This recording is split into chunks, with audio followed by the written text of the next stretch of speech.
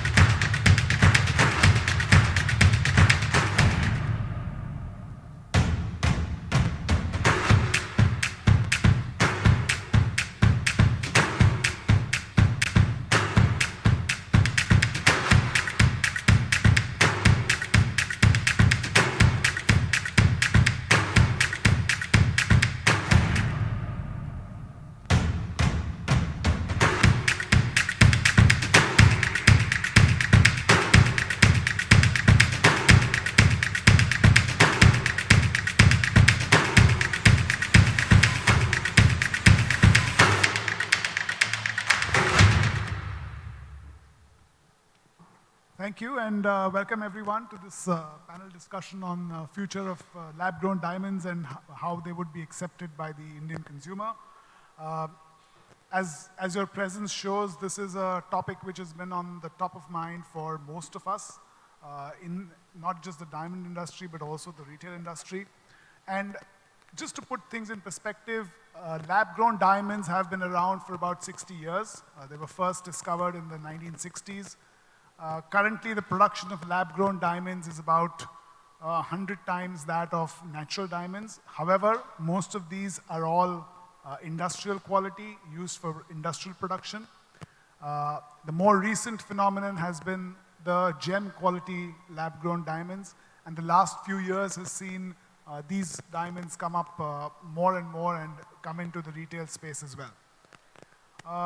Currently, they are expected that lab-grown diamonds account for about between 5 to 7% of the total diamond consumption. But the key part is many times the production data does not match the official sales data. So a large part of the diamonds get mixed into the supply chain, and that's one of the concerns which I'm sure all of us have, which is how do we ensure that the products are kept separate.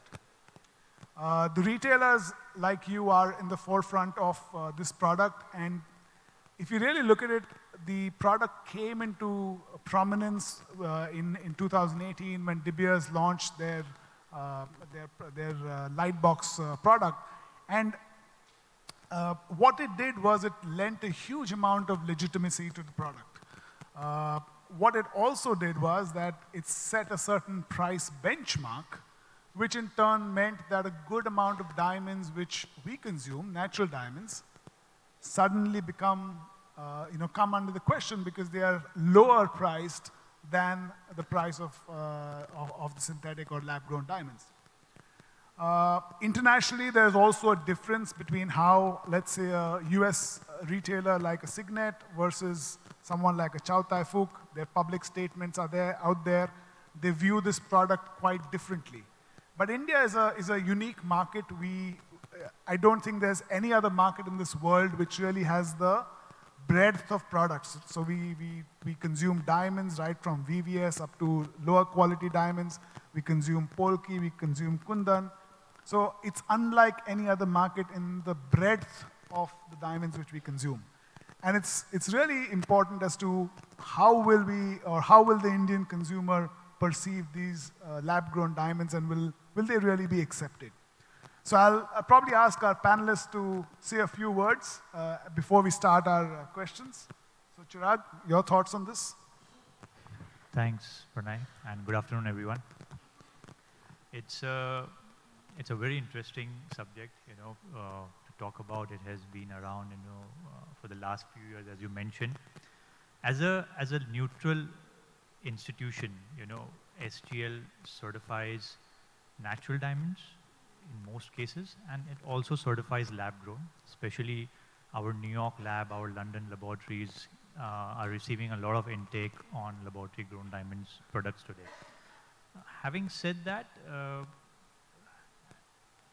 a third-party perspective, if I can deliver over here, I would say that it's a new product. It has its own niche. It is going to create its own space going forward.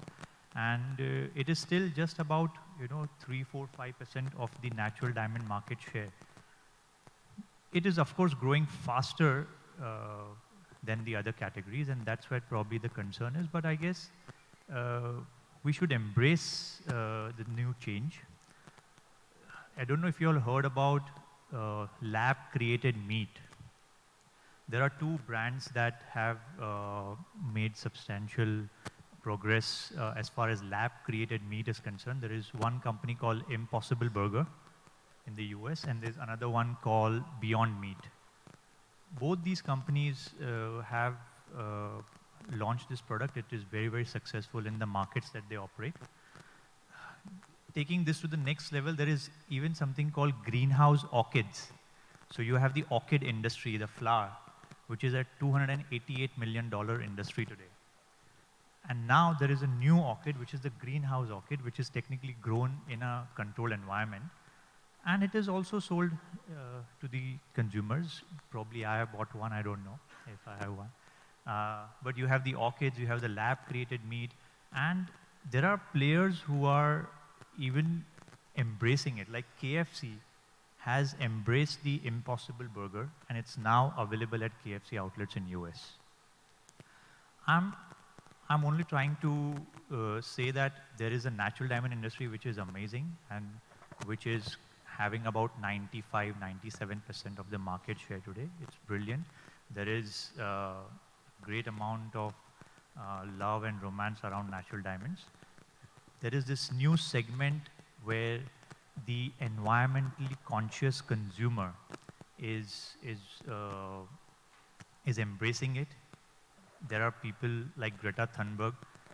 If you guys know, she was at the World Economic Forum last week, and she's been nominated for the Nobel Peace Prize.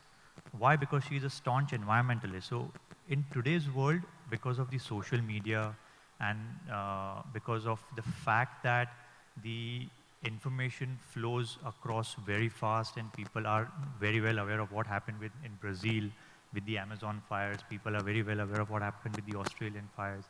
It's a sensitive topic, and sustainability is becoming a very, very, very important subject for today's consumer. So there is a natural diamond, which is very good, and there is the lab-grown diamond, which is creating its own niche. Thank you, Chirag. Jignesh, what about you? Right. So thanks, Pranay, and thanks everybody for being here. It's an honor to be here. Thanks, Samit, and Soma for organizing such a great show. So I completely agree with Chirag that it's a new product category and it's building up. I will share my views from a consumer perspective or a marketing perspective, from a market side. So there is an industry side and there is a market side.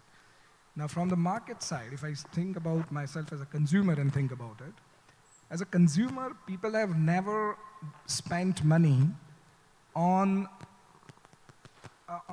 carbon atoms that has been crystallized to what we call as diamond. Nobody even knows about it. Probably the consumers probably are not even so much aware about it. I think it's all about the thoughts that goes behind the product, which the consumer really pays for. And that is very important for all of us sitting in this room to understand. So my take is that I don't think it's natural diamonds up against lab-growns or lab-growns up against natural. I think there is a huge consumer base, and I think as an industry, we need to actually go out there and get these consumers. So just to give you an idea, a consumer basically, when he buys a diamond jewelry, he basically pays for a balance of three things. And that is art, emotions, and asset value. And I'm particularly talking about in context with Indian consumers, Pranay. So these three things are the core of any consumer thoughts before he buys a piece of jewelry. So art could be like a beautiful jewelry, glamorous, looking nice. Emotions could be relationships, a mark of a relationships and all of that. And asset value, particularly in India, is very important, and you can't take it away from the consumer's mind. I think it's important to understand what balance plays. So for example, some customers may want art and may want to, ignore the asset value or the emotions behind a piece of jewelry. And they may very well go with the lab-grown diamond jewelry, and it's good for them. But then there could be another set of consumers who wants to balance all these three things. And good luck to them as well. And I think for us, it's all these consumers.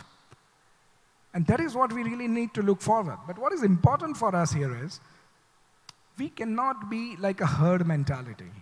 We are waiting for somebody to start, and then as a typical Indian mindset, we may want to herd it and follow it and just get into the whole thing as a bulk.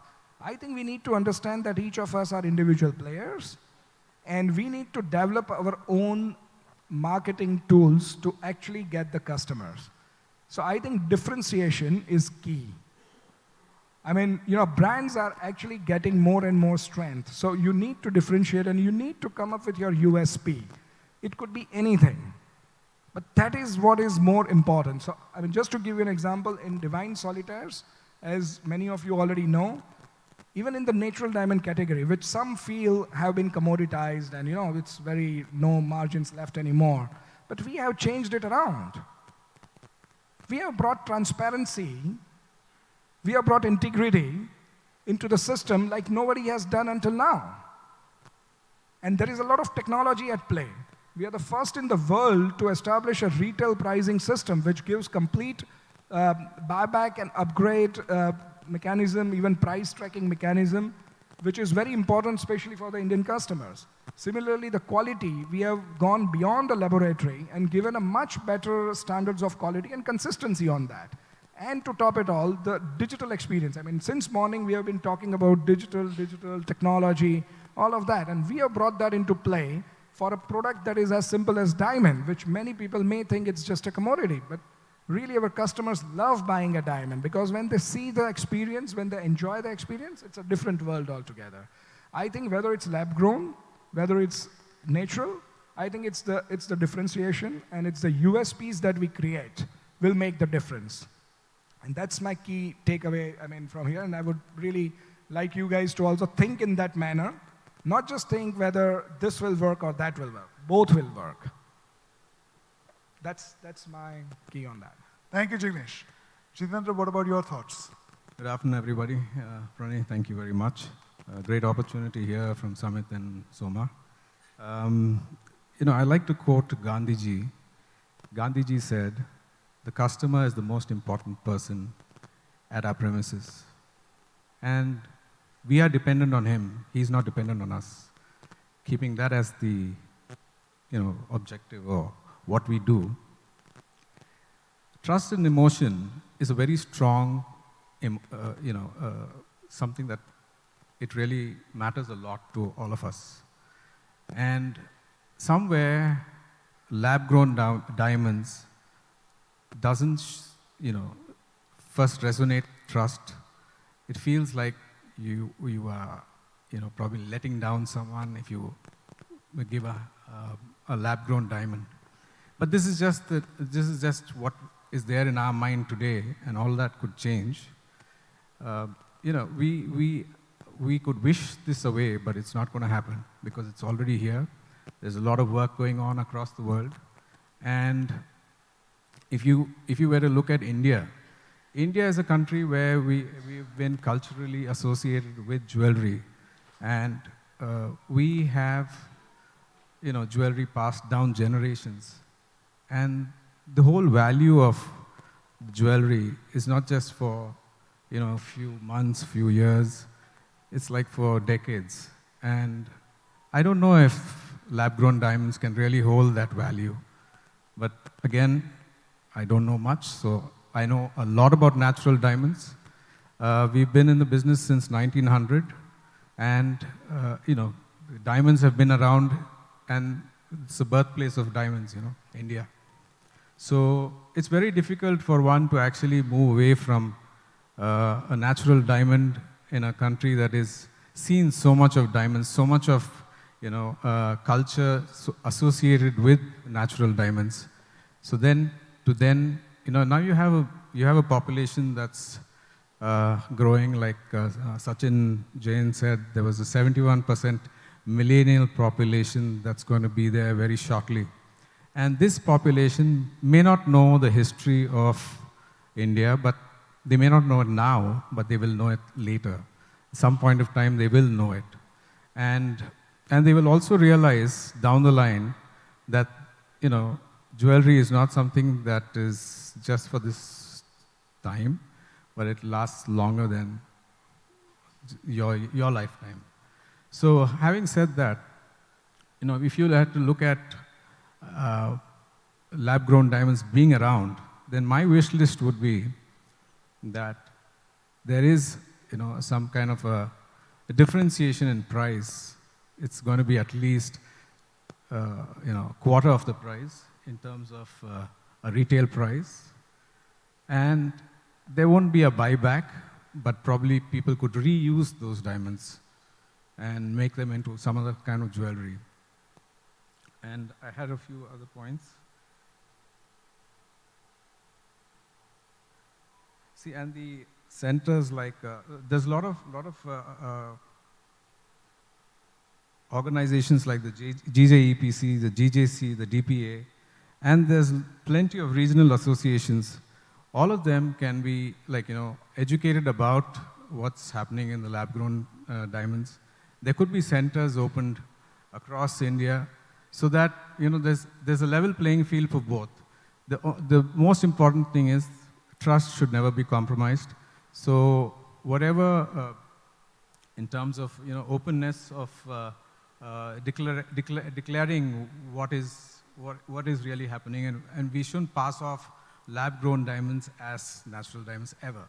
So this is very important, and the onus is on the lab-grown diamond trade to actually bring this as something that they really carry out, because it's in their best interest that the diamond industry survives. And we can only coexist, but we need to be hand to hand and together. Thank you, Jithendra. I think you raised a very important point about the trust of the consumer, and really that comes from the differentiation of the product. So I'd like to ask Chirag, on this. Actually, before we just get into that, I want to do a quick poll of hands. How many of you think that in the next 5 years, the lab-grown industry or sales in India would be, say, 15% or more of Indian diamond sales? What's the view? How many say that the sale would be more than 15%? Okay, so we have about 10-20% of the hands. How many believe it will be less than 15%? Everyone else? Or people don't have a view? Okay, so about 40-50% don't have a view, about 10% say it's more than 15%, and about 40% will say that it's going to be less than 15%. how many of you believe that at least 1/3 of the retailers in India will carry lab-grown in their store along with natural diamonds? How many believe that at least 1/3 of retailers will carry lab-grown diamonds in the store?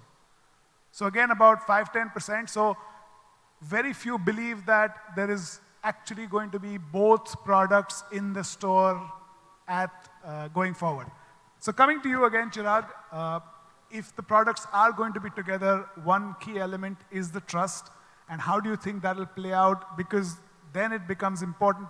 These products cannot be detected by the naked eye. You need equipment to do it. What's your view on that? So it's another interesting topic, and it's about the detection instruments. That is what we're talking about here. We have a very good example from Tanishq, who had launched Caratometer. Yeah. Exactly. So that changed the gold, Precisely. the gold retail sales in India. Do you think equipment will drive this change in India, or not really? I think equipment is going to play a very important role in this classification, because if lab-grown diamonds have to coexist, they need to be segregated at every single level, like how Jithendra bhai said about the mixing thing.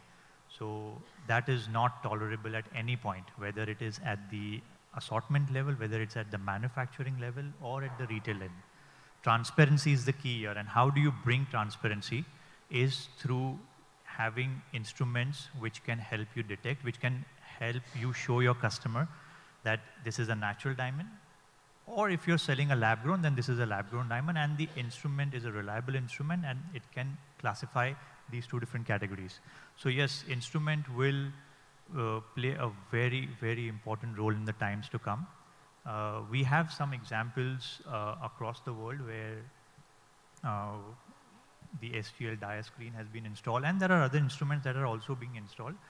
Right. So far, we had seen that this was a primary trend at the manufacturing end, with De Beers launching their business practices and protocols program, which ensured that every single manufacturer or supplier had to have one of these instruments. And now we see that trend going a little forward towards the retail end as well.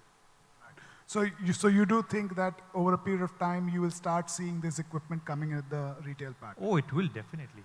Jithendra, I'll put this to you. What is your, from a trade perspective? Yeah, at the retail side, we've got the synth detect machine, and we've got another machine at the back office to do melee assortment. And we've also sent all our melees, the diamonds to GIA for the melee analysis service. So it's very important that we are able to deliver the promise to the customer, and we're doing everything that we can so that we will sell natural diamonds to them. And because before you could use a loop to ascertain the quality of a diamond, and today the technology has gone beyond all of that, and they are able to synthesize a diamond and create one which looks like the real one. So we don't have the technology in-house, and we do have some of it, but we need to do it the melee analysis service does it really quickly. And so we send our diamonds there, and we are one of the first jewelers in India to get the GIA accreditation that is put on our certificates. Right. So I would like all of us here to try to follow this, because we've got a huge consumer base which depends on us to do our job the best we can.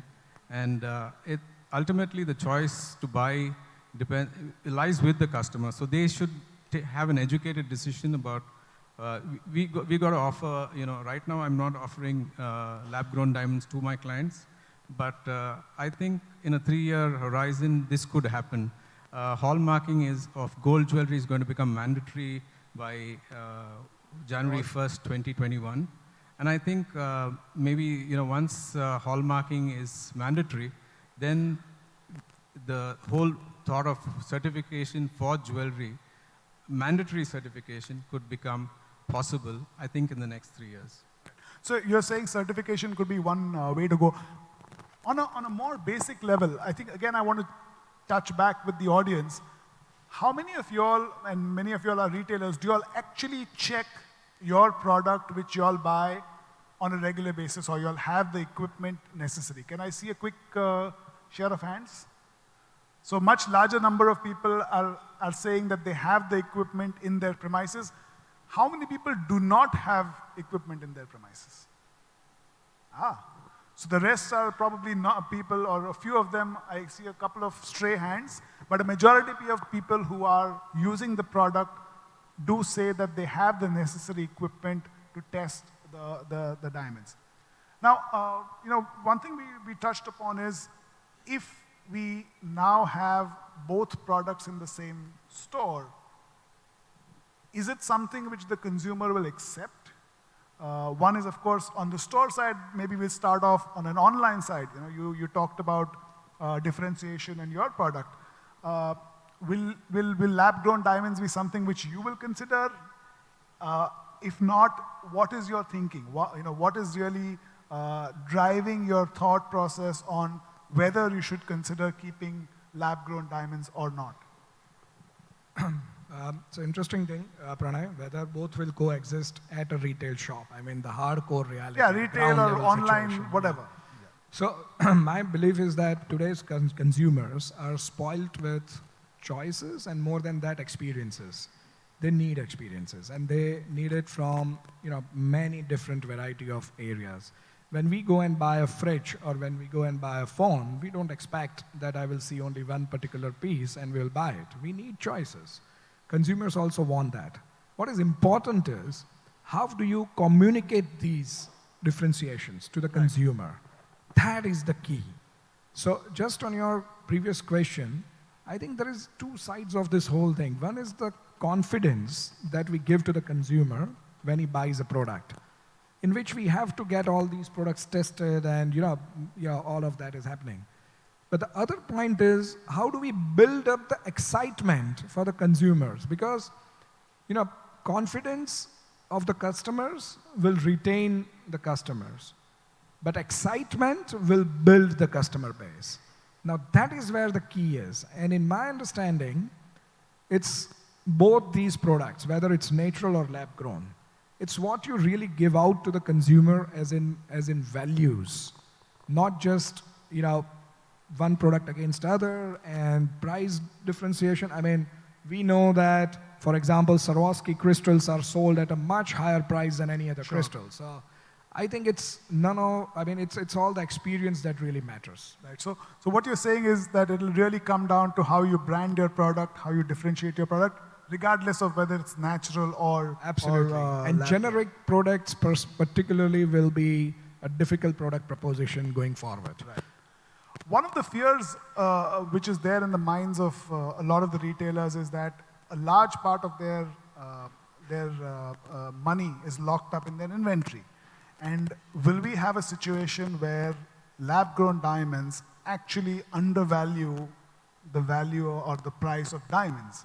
In which case, a lot of the retailers here will end up with a serious loss. So what's your thoughts about that? Do you have any views on the pricing of lab-grown diamonds? How do you see that happening? I can probably bring in the perspective of the pricing versus the stock value, which Jithendra can address better than me. The 1 carat up sizes in lab-grown diamonds the prices have gone up by about 28% in the last quarter. There has been a drastic fall before that, and year on year it is still 7% down. Right. But the last quarter has seen a decent growth as far as 1 carat plus sizes are concerned. About 2 million carats of lab-grown diamonds, polished lab-grown diamonds, are being traded today around the world. And the pricing is one very important point to consider, because what we discussed is that the trust, the emotion, and these are the factors which play a very important role in the Indian consumer's mind. They also look at the resale. Now there is no resale as of today with lab grown, because the pricing has not been, the category has not been commoditized. And overall, the prices have dropped over the last 3 years, but the last quarter has been very good for them. Yeah, but so I understand that there has been a lot of stocking in the US, and that's probably pushed the price up. So Pranay, But the question is, is it really, or will it undermine the price of diamonds? Because diamond prices haven't really been doing great either. So I understand your question. What you are saying is, will it cannibalize the Yes. natural diamond, And will it really especially start people who affecting have the got prices? stocks? Correct. Right. So we have to be worried about the inventory levels that we have and what happens to Yes. that if it can. So I'll just quickly take you around with an interesting episode that had happened long time back. So I don't know how many people of you know that Kodak actually first developed this entire digital cameras. It was Kodak who first developed it. And I still remember the CEO went up to the board and said we should change to digital and move out of rolls. And the first thing that the board told was exactly what you mentioned, Pranay, that what happens to our inventory. Right? And it didn't give the permission, and 2 years later, Kodak was out. Point is that, both will work, anything will work. It's how you present it to the consumers and how you connect with the consumers. Right. And again, I think the other question I had is that diamonds, unlike other products, are, you have diamonds which start from $100 or $200 per carat, going up to thousands of dollars per carat. In this kind of space, which space do you think is more vulnerable, at least from an Indian retail perspective? Will lab-grown diamonds replace your solitaires because that's what you deal with, or will it more affect the lower, consumer jewelry? To answer that, I think the price difference is considerable. Correct. So I think it will affect both categories. Right. So you believe? So one thing, the inventory carrying costs will come down if you have lab grown. If there's a customer shift towards lab grown, the worry about that all of us have as retailers is that we are carrying huge amount of stock. Right. So we don't want that stock value to depreciate. And I think it's in the best interest of the trade that stock value remains there, because it's going to be detrimental to the lab-grown diamonds as well. So I think if we're going to have both offerings together, and there's going to be a significant increase in the lab-grown consumption, then inventory carrying costs will be a lot lower. Right. Okay. So I think we've run through a few questions. I know that I'm being prompted that there are a lot of questions from the audience.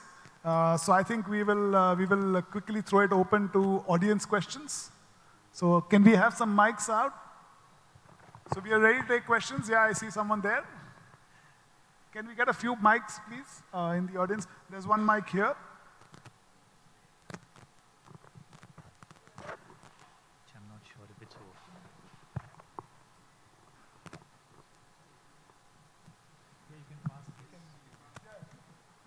over. Can we get a few more people, please? There's one person there. Sure. You can take this mic as well. Samit, can you request a few more people to... Yeah, I have the mic now. No, there are a few questions there, please. Can you give this Yeah. there? Yes, Anil. Yeah. I know you've been very keen to ask questions. Yeah, because for the first time, very competent moderator who is an authority on diamonds is chairing the session. So I was really very excited. So it has been a very interesting discussion. And whatever you may say, Right. there is a disruption in the market. Correct. And disruption has become the buzzword across product categories. But this disruption really started when the question of classification of diamonds came up. Initially the FTC guidelines, well, diamond is a diamond. Yes. But now that lab-grown diamonds is called a LGD, a similar example exists in the jewelry industry. Mm-hmm. If you go back 100 years, when Mikimoto invented a technique by which pearls could be cultivated, a similar flutter was caused. And what happened? Today, if you see, natural pearls are available, but they are so phenomenally expensive. So the cultured diamonds have really taken over the entire category. So do you think, since the diamond deposits are limited, and there are a lot of estimates thrown that, by 2025, all the stocks will be depleted. So do you think a similar thing will happen to diamonds? So there are a couple of things. One is, yes, we know diamonds are rare, but if you look at the next 10 years, current diamond production is about 140, 150 million carats per year. That will probably stabilize from 2021 onwards at about 120 odd million carats. And it is expected to remain there for at least the next 10 years. So the next 10 years, it's not that we're going to run short of diamonds. We are going to have, at least currently the mines which are operating, there will be enough diamonds. Now, coming to the value part, that is a different question altogether, because that depends on how the consumers perceive it and how they buy it. Because what happens is, if only the higher priced diamonds do survive, then what you will have is there are mines which will go out of commission because they produce a different mix. They produce diamonds which are lower in quality or lower in price, smaller diamonds. All those mines might have to think about their viability. So it's not a straightforward answer that what's going to happen. But if the diamonds as a category, especially the smaller diamonds, do not survive, some mines will have to close down.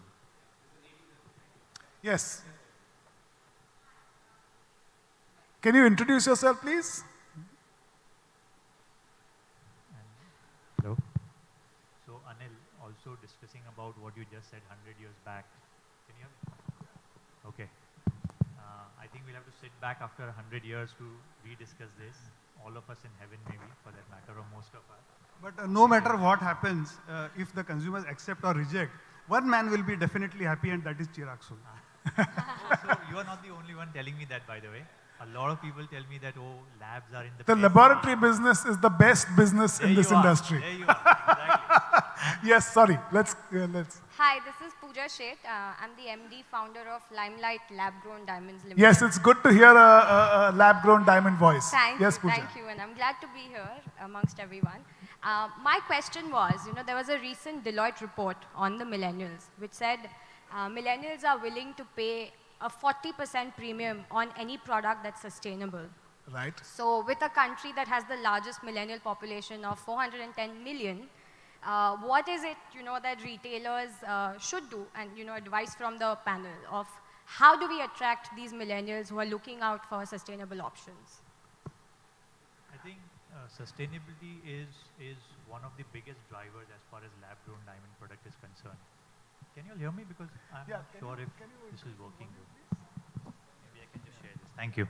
Right, so sustainability is one of the biggest drivers of this product category per se, because what I discussed about the World Economic Forum, their main subject at this forum was sustainability. We live in a world where we see a lot of natural destruction, in terms of deforestation, in terms of the oceans getting contaminated with plastic, and a lot of these topics which are really, really touching the new age consumer, whether it be millennial or the Gen Z. And if lab grown have to carry this message ahead and tell the consumer that how environmental friendly this product can be, it's a very good message, of course, and I think that is one very important way to sell lab grown diamonds. Resonating to the fact what Jignesh bhai said, that it's all about storytelling. It's all about how you present your product, whether you present a natural diamond, saying it has probably been around for 1 billion+ years, and it's a fantastic product, and it has the emotion exactly, versus the lab grown, which has to tell its own story. So, again, I think on the eco-friendliness, I think there is a debate which is raging. It will continue to rage even for the next few years. DPA has a different view. There is whether you look at carbon footprint or the amount of good which diamonds do. So we can continue discussing that, but ultimately it will, what Jignesh bhai said, what it boils down to is how do you differentiate your product? Whether we like it or not, lab-grown diamonds still price themselves at a discount to natural diamonds. So just remember this, that if you are saying that, I'm portraying myself as eco-friendly, if that affects the price of natural diamonds, it automatically affects the price of lab-grown diamonds as well. So that's just a thought which I would leave with you. Sure. No, just in response to that, I would just like to say that something that Limelight truly believes in is not about commoditizing this product. Right. There's enough time for us to Absolutely. make sure that we tell the story right and call for the right premiums on the brand, as opposed to commoditizing this product and, and I completely agree with everybody on board that this is not here to compete with natural diamonds. Sure. I think it can have its own segment. It's about trying to say the right story to the right audiences. Right. So, Thank you. Thank There you. was one more person there who had raised the hand. Nothing? Okay, I think we are being shooed away, so I think we'll leave it at this. We can discuss it during lunchtime as well. Thank you, everyone. And I'd like to thank my panel as well. Thanks, everyone. Thank you. Thank you very much to Mr. Pranay Narvekar for chairing the session. Let me please have, yes, Sami, thank you so much. Can I request you to kindly present the mementos, and can we also have a group photo op? Sami, please, can I request you to kindly present the mementos to our moderator as well as our panelists, Mr. Pranay Narvekar, Mr. Chirag Soni, Mr. Jignesh Mehta, and Mr. Jithendra Vummidi. Thank you very much, dear sirs. That was pretty much interesting about the futures of diamond in the lab grown